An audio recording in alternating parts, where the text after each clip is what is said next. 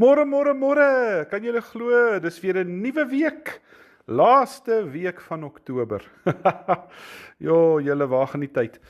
Is lekker om weer hierdie nuwe week saam met julle in te gaan en elke oggend so ietsie uit die Here se woord te deel. Mag julle sommer klaar geesvervuld wakker word en hierdie week aanvat met die krag van die Here en die leiding van die Gees.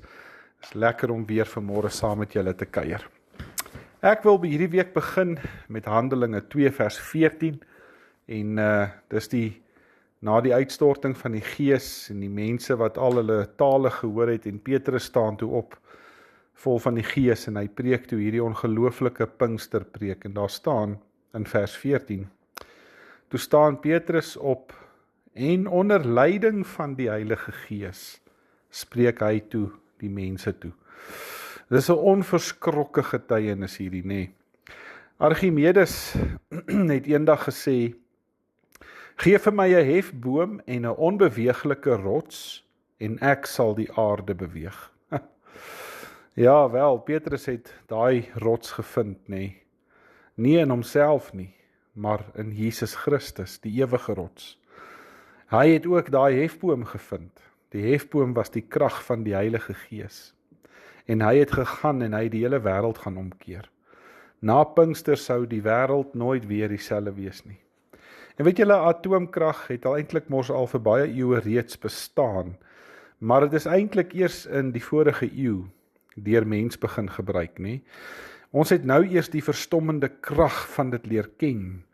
En so is God ook al van die ewigheid af, die Vader, die Seun, die Heilige Gees.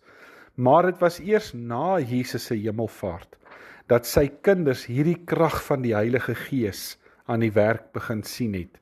Daai krag van Handelinge 1 vers 8. Julle sal daai krag ontvang as die Gees oor julle kom en julle sal my getuies wees. Ja, weet julle, geesvervulde mense is altyd vol ywer vir die saak van die koninkryk. Joseph en Nehisima het eendag gebid, Here, maak vir my 'n vlam in die vuur van my meester se saak. Is dit nie 'n mooi gebed nie? En geesvervulde mense het lief met hierdie gloeiende liefde.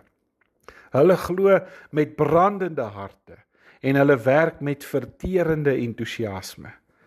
Daai krag van Petrus se getuienis het berus op hierdie feit dat hy vir Jesus persoonlik geken het as sy verlosser en saligmaker.